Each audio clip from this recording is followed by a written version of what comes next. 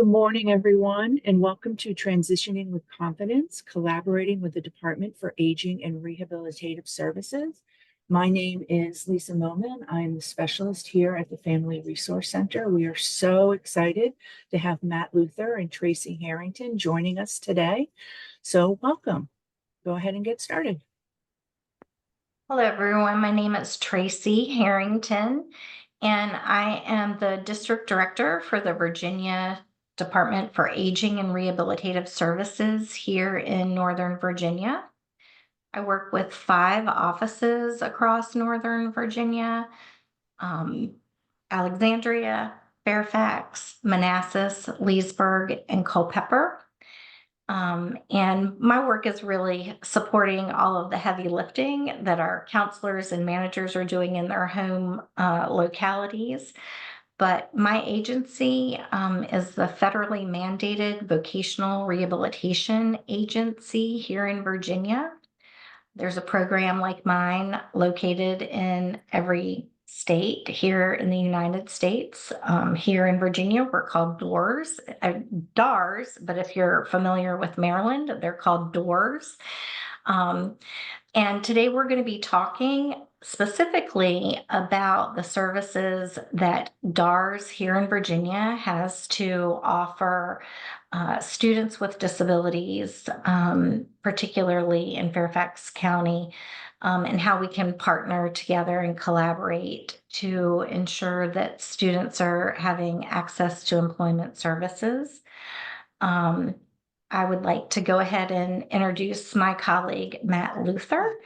And Matt is actually going to take the first part of our conversation, get us started talking about pre-employment transition services. Thanks, Tracy. So my name is Matt Luther. I'm the Transition and Education Services Manager for DARS. So my role is to collaborate with the different school systems, public schools, alternative schools, private schools, just about anyone, any agency, community agency that's interested in collaborating to provide services for students with disabilities. And we're going to start with pre-employment transition services and the continuum of transition services. So Tracy there we are. Matt, just to ask, but what are you seeing right now? I'm sorry. I'm seeing your PowerPoint presentation. So you got the slides on the left and okay. I don't know what happened there. So I just tried to advance. Are you seeing just the slides now? That one is the main slide. Okay.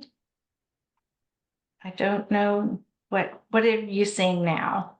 It's a black screen. Okay, I don't know what's happened so I'm going to just run it off of the slides. Yeah, off of the slides. I don't know what has happened here. Let me see. Take your time. Rehabilitation agencies are in every state. They're federally funded with some state matching, and our focus is on employment. And the next slide, Tracy, it just talks about we have a common goal to have successful outcomes for students with disabilities. Schools have indicator 13 and indicator 14 related to transition. We have responsibilities under the Workforce Innovation and Opportunities Act, which is called WIOA. But as part of that act, we collaborate with public schools and every school and different agencies to provide what we call pre-employment transition services. And those are the foundation skills or the building blocks for students to help them prepare, explore careers, gain basic information about careers. Now, I've spent my career as a special education teacher and a vocational rehabilitation counselor. So a lot of my focus has been back and forth between schools and vocational rehabilitation, but I used to coach football and wrestling. So I tell people that PREATS is like the JV team, and vocational rehabilitation services, which we'll talk about later, is like the varsity team. But I also tell people it's like a funnel, and PREATS is very broad. And when you come down the funnel, as it gets more narrow, then you're looking really at vocational rehabilitation services. But the next slide, please, Tracy. So what are pre-employment transition services? Well, they're services that, like I said, it's an early start to career exploration, exposure to different careers. It's really not meant to help people get employment, although that does happen sometimes. It's really about developing the employability skills, helping them further explore their career interests. What can we do to help them clarify their career plans? All right, Tracy. So PREATS, we follow the same guidelines as FAPE in schools. We work with students. You have to be at least 14 through 21, unless they have that extension where their birthday falls after October 1st, then through the age of 22, if they haven't gotten a standard diploma. And they have either an IEP, a 504 plan, or someone could have gone through child study and determined that they didn't need an IEP, but they still have a documented disability. And if that comes from a letter from a doctor or psychologist or anything like that, we can provide services. All right, next slide, Tracy. So how are students referred for pre-employment transition services, or PREATS for short? They can be referred by anyone, school, parents, community agencies. Typically, we have what we call PREATS information and release and consent form. Some schools would like to have their consent form in addition to our consent form. And then we have to have at least one document of disability. The more disability information that we have, the more comprehensive information we have, the better we can help people and assist them. All right, Tracy. So these are the 5 required pre-employment transition services or activities. When somebody has a case open, what we call PE or potentially eligible, these are the only 5 categories they can receive.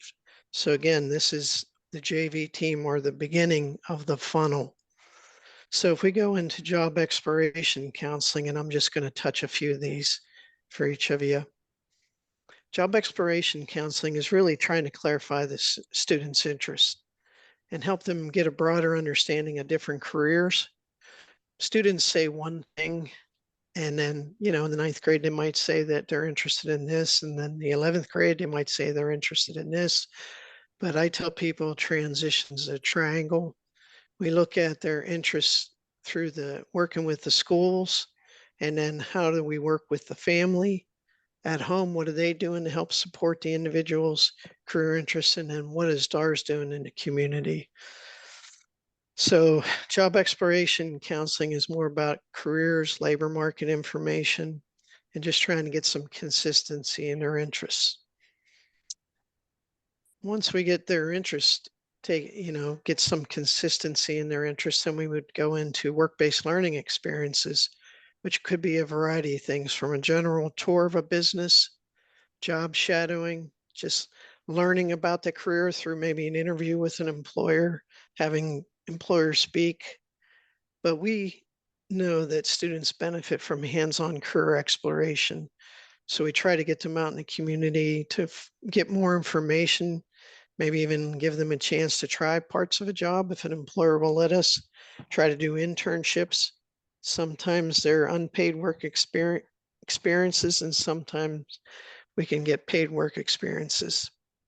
So now you have their interests, and now you have their abilities, and you're starting to see that, yeah, it's starting to come together.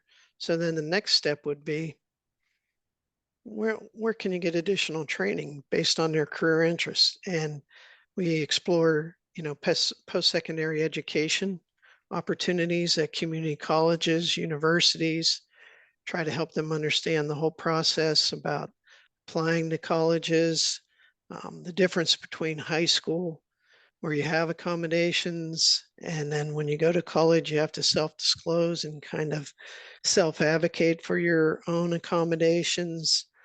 And there are, they usually they give a letter to every professor, and it tells the professors what that individual accommodations are allowed in that class. And that's the difference, some of the differences between high school and college. You have an IEP in high school, whereas in college you don't. You have a 504 plan maybe, but it's really about requesting your accommodations. And not only do we look at college training, but what other training opportunities are there? We have the Wilson Workforce and Rehabilitation Center in Stanton, which is our comprehensive rehab center. We have apprenticeships, you have on-the-job training. There's just a variety of training. Okay, the next slide. Workplace readiness training is really, once we know, you can do this anywhere. The first three, I think, kind of fall in place one after the other. This one is really about the soft skills. It's not only about, their communication skills, how well they can, can they reciprocate a conversation? And it's also about their independent living skills. So workplace readiness is really three. It's the soft skills related to employment, it's their communication skills, and it's also their independent living skills. So we have centers for independent living and various other pre-ETS providers and employment service organizations that we contract with to provide these services, to help us provide these services. Because some of our caseloads for our counselors are extremely large, and we can't obviously give everybody individualized attention all the time, but all of our services are individualized, and we try to meet the needs of the students and try to give them focus on their strengths to help explore these careers and follow through the pre-employment transition services. And then the last one is self-advocacy. And I think I mentioned that a little bit in college. Can they speak up for themselves? Can they tell an employer two good things about themselves? Can they tell us a couple of their strengths? So we want students to be given opportunities where they have the chance to speak up for themselves and help guide us as they continue to grow and mature and get a better idea of what it is they really want to do with their life while they're still in high school. What services can we provide and complement whatever the school's already doing? We don't try to supplant what the school's doing. We try to complement. We look at career and tech programs within the schools. How can we all work together to help the student? And that's really what we try to do. Yeah, so it's the first step. It's just a very exploration, exposure to careers and their interests. It's like I said, it's the JV team or the very top of a funnel. And then, if a student no longer wants to receive pre-employment transition services, that's their choice. All of this is voluntary. But we would like to hope that we could build a relationship with that student and the family, and also some of the providers that we work with, that they may, once we know what their needs are, that we get this all going in the right direction so that the team can follow the student, and we encourage them then to apply for vocational rehabilitation services.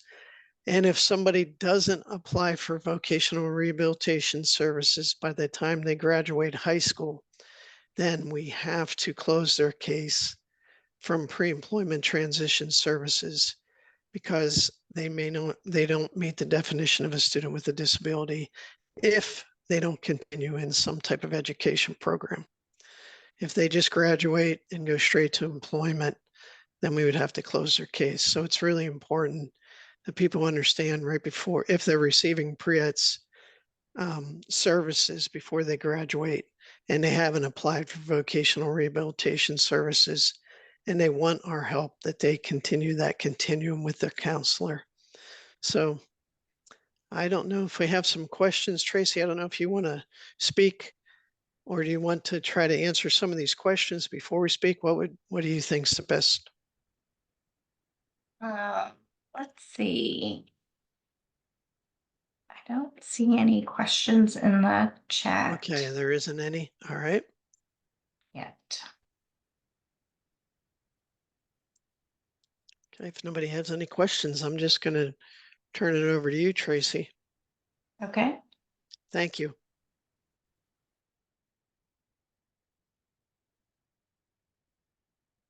Let me get to the next slide. So like Matt was mentioning, pre-employment transition services are provided to students with disabilities while they're in school. They can start as early as age 14. That's typically someone who is in the 8th or 9th grade. And the services that a student with a disability might receive when they are in the 8th or 9th grade are going to be very different than the services they might receive through our vocational rehabilitation program. So, pre-employment transition services can be provided to students who are known to us through the school system that we might call potentially eligible for vocational rehabilitation, or they can be provided to students who have officially applied for vocational rehabilitation and been found eligible for vocational rehabilitative services. So, what's important to take away is that if you are the parent or a teacher of a student with a disability and you think that they need exposure to career services or the world of work, and to have some context provided to help them understand how work fits into their future, then you should absolutely refer that student to DARS. If a person or if a student with a disability is interested in more individualized services, specific services focused on employment, then they would need to apply for a vocational rehabilitation program. And our vocational rehabilitation program, like I mentioned, we exist here in Virginia as DARS, but there's one of us in every state across the country. But the vocational rehabilitation program helps people with disabilities prepare for, find, and keep competitive, integrated employment. And here in Virginia, our overarching mission is to help people with disabilities live more independent and inclusive lives in their communities through work.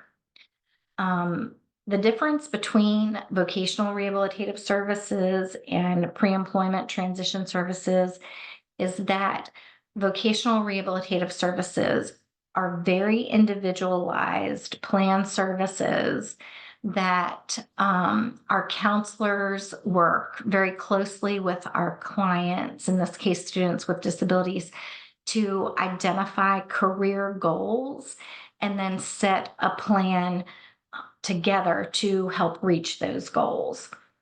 And so it's a very individualized service where we consider, what that person with a disability brings to the table, what are their unique interests, capabilities, skills, priorities, concerns, what are all of those things that are unique to that person that will help shape what their career goals might be. And then we work together with them to set a plan on reaching those goals.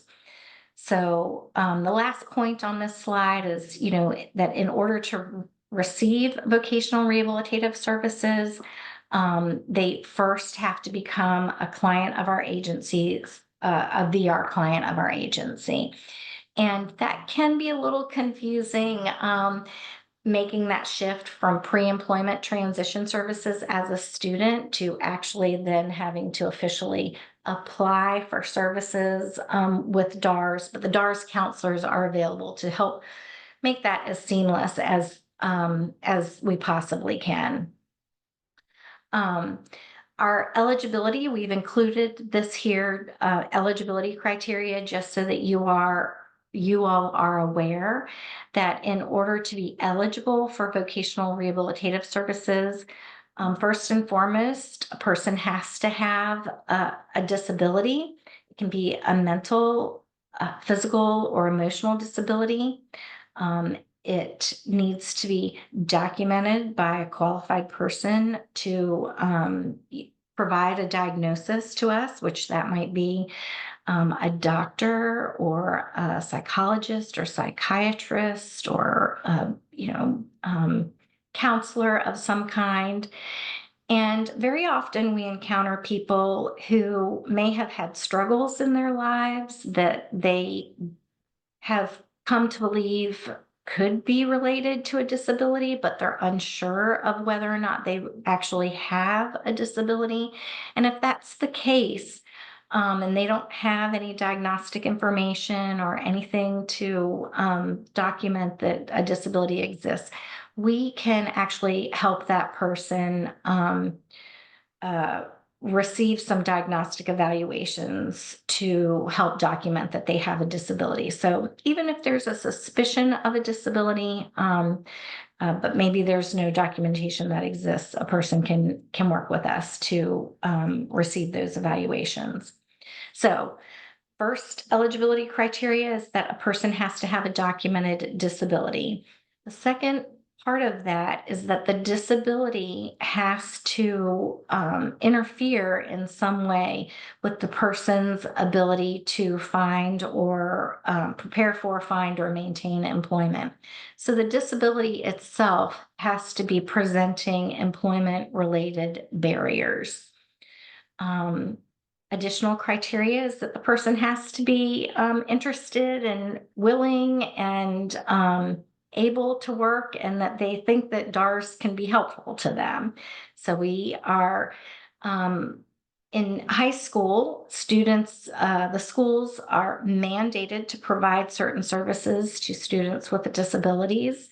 As an adult, those mandates really are based on what those individual needs are, and they don't exist in the same way as they do when someone is in high school. So our services are voluntary, and a person, in order to receive them, they have to want to receive them and be an active partner with us.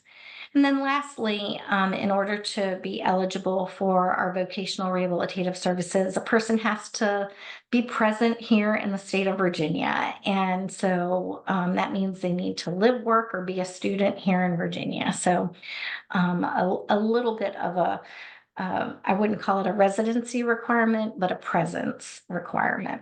So that is really the premise of our eligibility. Now, there are a wide variety of services that my agency can provide to people who are looking to vocational rehabilitation, or VR, to help them prepare for, find, or maintain employment. All of these services now are specifically related to achieving employment goals and going to work. So this listing, it's not all inclusive, but here are several examples of the types of services that we can provide through vocational rehabilitation programming. Probably the most often frequently used services, guidance and counseling, where you get one-on-one individualized meetings with a vocational rehabilitation counselor that are specific to employment counseling and setting goals related to employment. We also offer some evaluation services, whether it's through vocational evaluation or career exploration. or maybe a person needs some help with accommodations or rehabilitation technology, or particular living or transportation modifications. We can provide some evaluative services relative to that. We offer a variety of work experience services where we might be able to provide situational assessment, unpaid or paid work experiences to help develop someone's skills in the area of employment interest that they have. We also offer supported employment services, which is the use of a job coach to work individually with a person with a disability in the community to help them apply for and then train on the job once they secure employment. And then Matt mentioned earlier that we do have a campus facility that is focused on employment preparation called Wilson Workforce and Rehabilitation Center. And that is a training opportunity within DARS that is very much like a community college or junior college setting where our vocational rehabilitation clients can go and live on campus and participate in a wide variety of vocational training programs to help them prepare for work and develop skills that'll allow them to be successful on a job. So again, we have quite a bit of latitude to individualize services, and I just want to reinforce that this list is, not an exhaustive list. We have a wide variety of services that we can provide.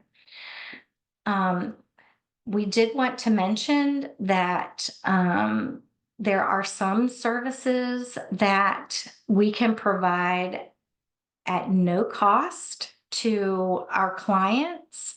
However, here in Virginia, we do look at the financial resources of our clients to evaluate whether or not they can participate in the cost of their services. So there are a number of things that we can provide at no charge to our clients, which would include things like guidance and counseling, working with our in-house providers, whether it's our in-house OT or employment specialists or job placement counselors, the things that we can provide in-house. However, if we're looking to purchase a service, maybe we see the need for a client to work with one of our community employment service organizations, and there's a charge, a cost associated with those programs, then we would then calculate what our client's abilities to help contribute to the cost of those services are. And I will mention that that does vary from state to state, but here in Virginia, we do look at the ability of our clients to contribute to the cost of their services. We also look at comparable benefits, and those would be other funding sources that could help us provide a service to our clients. And we're going to consider those funds before we would use our own funds to provide services. And a great example of that is the federal financial aid program that's available for higher education. Our agency can certainly help pay for higher education, but we have a requirement that our clients have to apply for federal financial aid before we would utilize our funds. So we're going to make sure that we look at comparable benefits as well. we wanted to quickly highlight what the steps are in vocational rehabilitation. And these are really what we believe are the steps to someone being able to achieve an employment outcome. Again, like I said, all of the services that we provide in our vocational rehabilitation program are centered on preparing someone for employment and living an independent life in their community. So the first step is that someone is referred to our agency, and that could be through Fairfax County Schools. It could be through a community organization, a parent, a teacher, a church member. Find your way to DARS. They'll meet with a counselor. They'll have an initial visit where the counselor and the client will discuss their eligibility and begin to collect some documentation of their disability and discuss what barriers are present to employment.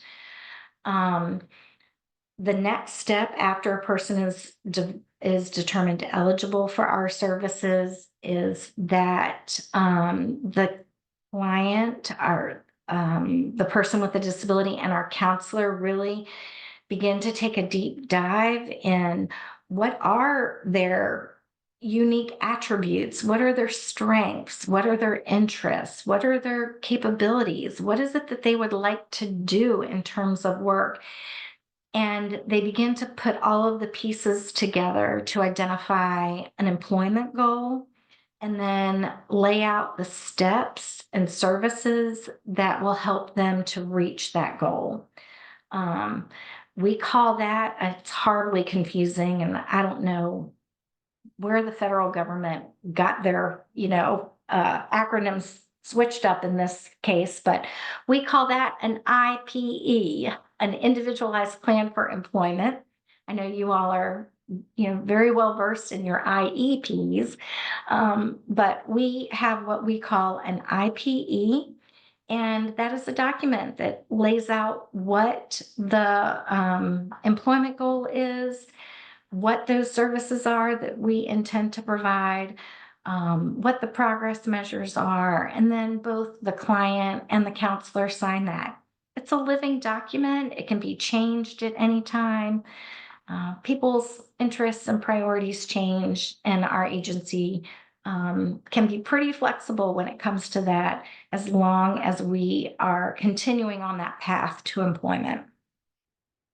Once the IPE is developed, then we embark on that path to employment. We begin chipping away at the services that are necessary to help that person arrive at their employment goal.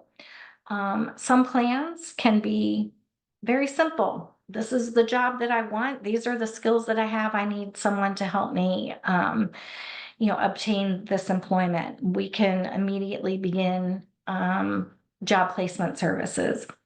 Other plans might be more complicated. I have these short range goals, but ultimately I want to do a job, and maybe the job requires specialized training or education or an apprenticeship program or what have you. And so we will begin to chip away at the steps necessary to help them achieve their goals. Job search and placement services are part of everyone's plan here at DARS. We work closely with our clients to help them obtain their employment goal. Again, some folks have the ability to look for work on their own, and we're providing a supportive service to them in that regard, letting them take the lead. Other times, our clients might need us to be more in the forefront of their job search and provide a more intensive support to them to help them connect with employers, apply for jobs, participate in interviews, and learning what the job responsibilities are once they're there. So it's a highly individualized service, like I mentioned. Ultimately, our goal is to help a person become employed. And once that's happened and a person is stable in their employment, we look at case closure. So I know that there are some organizations in the community where they're cradle to grave services for people with disabilities. Vocational rehabilitation is not that service. We will close a case once someone has become employed and are stable in their job. However, a person can reapply for services with us at any time if there's something that's not going well in their employment, or if they want to look for another job, or if they've lost their job for some reason. Person with disability can always come back and reapply for services. And then these last couple of slides here are really just additional links on where you can get more information. So we'll be sharing this with Lisa, and she can get it out to the attendees today. And our final slide is really just a map of Virginia, so that if you are in and out of, Fairfax County and maybe heading to another area, we have 30 offices across the state. The different colored areas on this map are the different districts that we have. If you're curious, I'm the yellow area. So I work in all of those counties outlined in the yellow area. So now might be a good time to look at the chat and see what questions exist. I did see a few Yeah, rolling in here. I didn't Sure. know if Would you like me to Lisa. read them? Yeah, Yeah, go I can ahead. read them for you. Sure. So is this service relevant to a child that is autistic and nonverbal? Yeah, Yes, absolutely.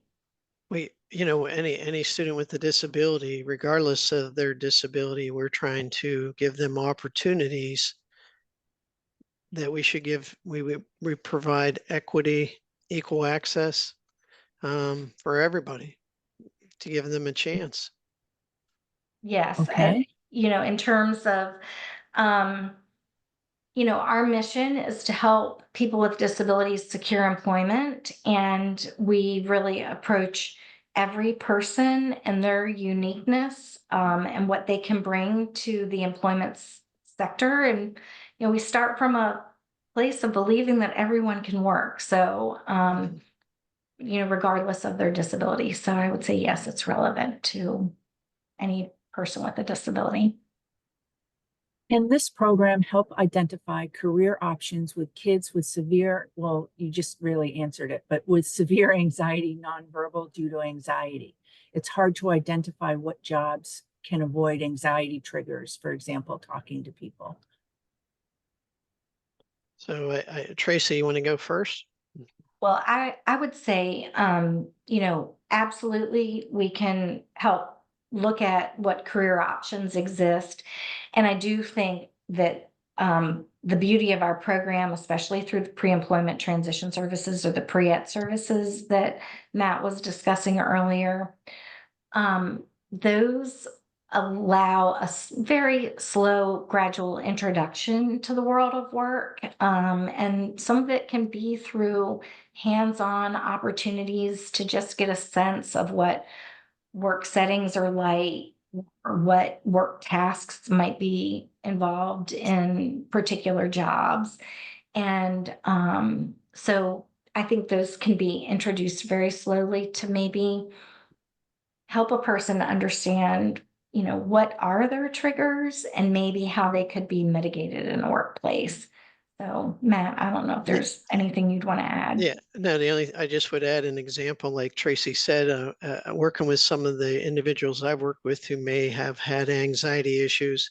Instead of just putting them into a job and letting them try, we might take them to the job site, give them a tour, give them a chance to meet the manager, each step slowly, like Tracy said, before we actually give them the hands-on, whatever we can do to help them feel more comfortable so we can focus on their strengths and get a better outcome, a positive outcome. That's what we always are shooting for that. But let's, when you're working with students, sometimes they have to learn by their mistakes, and that's part of maturing, right? So I think that the key is that we give people exposure and opportunities, and we focus on their strengths, and we try to assist them to help them be successful.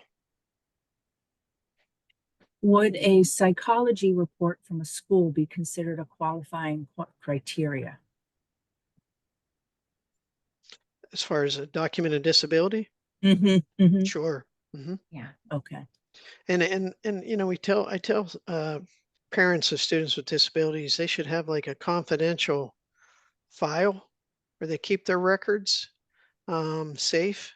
And because services in high school are required based on an IEP, but when you get out of high school, every adult service agency is based on eligibility, and they're going to want to look at some kind of documentation to what services they had while they were in high school. Okay. Will a parent's resources be taken into consideration for calculating the individual's ability to pay and get the services? The short answer to that is yes. However, there are benefits through the Social Security Administration, SSI, SSDI. And if a student with a disability receives SSI or SSDI, then they're waived of any financial participation, and they're considered independent of their family's resources. So, When you said somebody could reapply after they've dismissed services, is that regardless of age? yes, we Okay. work with folks until they decide for themselves they no longer want to work any longer. So our program can begin as early as age 14 and through as long as a person. I mean, we have people working much later in life, and so we do actually work with a lot of people who are in their 60s and 70s. So Can you expand the map slide? So can you just make that a little larger? let's see. Yep, I'm sure I can.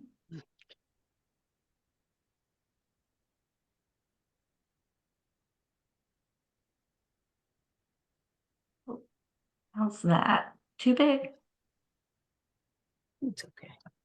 Yeah. Okay, We like to share this map just so you know, because very often we might talk with, today we're talking with people in Fairfax County, but they might have a family member or friend or someone that they know in another area of the state. And we just always want to make sure that folks know that there's an easy way to access our agency, regardless of where you are in Virginia. Okay. Does DAR go into the school or does the student go to the DARS office? It can be done either. We do have counselors that cover all the high schools in Virginia. We don't have the capacity, unfortunately, to go into the middle schools, but it doesn't mean that we can't serve a student who's 14, like Tracy said. We would just work with the parent and the student and come up with some creative ways, but it may not be that we would go directly into a middle school. Okay. How much does the FCPS high school counselor know aware of this focus of this service? It would be mostly through the IEP process, correct? I think it's certainly introduced through the IEP process, but we have counselors in our Fairfax and Alexandria offices that work very closely with all of the high schools in Fairfax County and all of the ETRs who are at the school, and case managers that are in the high schools, to really help coordinate our transition services and make sure that we're working in concert with one another. And what I mean by that is, let's say, for instance, a student has been working as part of their IEP and they're receiving some type of community-based instruction, or they are participating in a vocational training program or something like that. DARS wants to help enhance that, and think about what that would look like as a person is nearing the end of high school and moving on to adult life. So how can we extend that? And so we like to coordinate our transition services with our colleagues that are in each of the high schools. So, Can you give Yeah. an example? Oh, go ahead, Matt. No, I was just going to say exactly what Tracy said. Our outreach, we're always constantly trying to inform everybody about our services, but sometimes we're the best kept secret because we're so slammed at everybody, just like everybody, everybody's busy in today's world, and we're just trying to do our job. And then when we get too many people, it just, it becomes overwhelming, and then we start to have vacant caseloads and things like that. And we're really just trying to work collaboratively with the schools, like Tracy said, in concert with them, I think was the word she used. Can you give an example timeline for a college graduate to start with DARS and work to get employed? And how often do they meet to help? Does a 504 from high school work if not used in college? so I'm probably going to back that up a little bit and say that person needs to see us even before they go to college. But if they're in college and they're working on some career educational goals, they can certainly come to work with us. And we could help them while they're in college by looking at helping to arrange classroom accommodations, or if they have particular career goal that they've set for themselves. Let's say it's accounting or civil engineering or being a teacher. They're getting that academic training in that post-secondary educational setting, the college.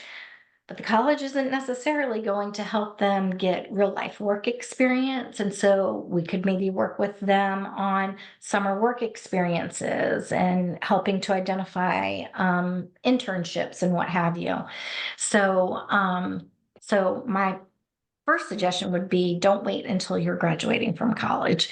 But if a person does wait until they've graduated from college, they can absolutely come and apply with us. And if they have pretty concrete idea about what their employment goal is relative to their academic training, I would imagine that plan could be put together pretty quickly, and begin to focus almost immediately on job placement services. So just to confirm, I could apply on my child's behalf. He's 15 and a 10th grader. He's got an IEP and definitely needs pre-employment career planning assistance. Yes. That Yes. is true. Yes. Sure. Yeah, Yeah. absolutely. And I tell people, this whole when's the best time to apply for pre-eds? Is it when they're leaving middle school, going to high school? And I tell parents, we have a pretty large team. I think Tracy already said that, and we're trying to help people feel like they belong in school, make them belong, and whatever we can do, whether it's with the DARS counselor or some of our providers, to get them engaged, to help them with that transition. I would encourage people to apply earlier than later, And that's the exact next question. So what is the preferred application route? Contact my high school junior's 504 counselor to set up an appointment, or does my student apply on his own and notify the high school counselor? Yeah, there's a pre-eds, there should be in the school a pre-eds information and consent and release form. It's also on our website, on our pre-eds website, that people can get connected with us. But I think Tracy, I don't want to speak, because I'm not an expert in what happens in Fairfax, but I know that we have DARS counselors that go into the schools. I know that the ETRs can connect them with the DARS people. And Tracy, I don't know if you want to add anything. Absolutely. I did go ahead and add my email address into the chat. Predominantly, our Fairfax office works with most of the Fairfax County schools, although our Alexandria office does work with the high schools that are in the eastern end of Fairfax County. I would say the easiest way would be to tell whoever is your student's representative at the school, whether it's their 504 case manager or what have you, that you're interested in pre-employment transition services, and that's probably the quickest way to get things going. I can also make sure that you all have the phone number for our Fairfax and Alexandria offices, and you can refer directly to us if you'd like to do that as well. Okay. Last question, can you expand on the role of the ETR in the high school? Yeah, if you could do that. I don't, honestly, I don't know what all the transition folks do for Fairfax, but part of their role, I would assume, would be to collaborate with DARS to get services for students with disabilities. So the ETR, that acronym, I really do not want to misspeak what the acronym is, because I've worked with several school systems who use that acronym, and the E and the T and the R stand for different things. I think it's the Education Transition Resource.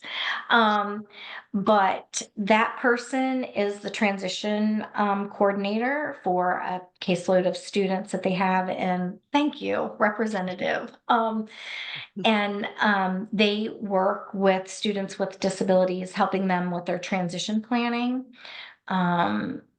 particularly looking at employment and employment related educational goals. So we work very closely with the ETRs. We have 12 counselors in our Fairfax office, and we have 4 counselors in our Alexandria office that work specifically with just students or youth with disabilities. So we are connected. Each of our counselors works with 2 or 3 high schools, and the ETRs that are in those schools. And the ETRs will identify students, refer them to us, and then meet throughout the year with our counselors to make sure that we're working in concert with one another. So, Okay, well, we don't have any more questions, so just give it one more minute to see if we have any Lisa, more. Can I just make one comment that I failed to make? Pre-employment transition services, like Tracy said, the difference is there's no application.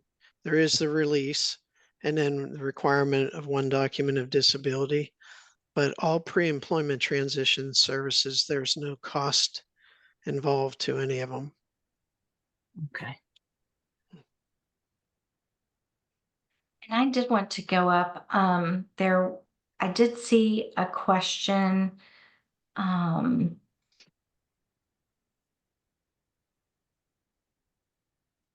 sorry, now I can't see the question. So, okay, I apologize about that. I know I saw Clem answered the question, ATR, and I know he's been working collaboratively with DARS for a long time, so thank you. Clem, who did that? Thank you, Clem. Yeah. All right, well, Tracy and Matt, thank you very much for this presentation. We will be sending out the presentation and the recording on Monday. If you have any further questions, you can reach us here at the Family Resource Center, or you can reach out to Tracy directly. Her email is right there in the chat. So thank you very much and have a great day. Yeah, you too. Thank you.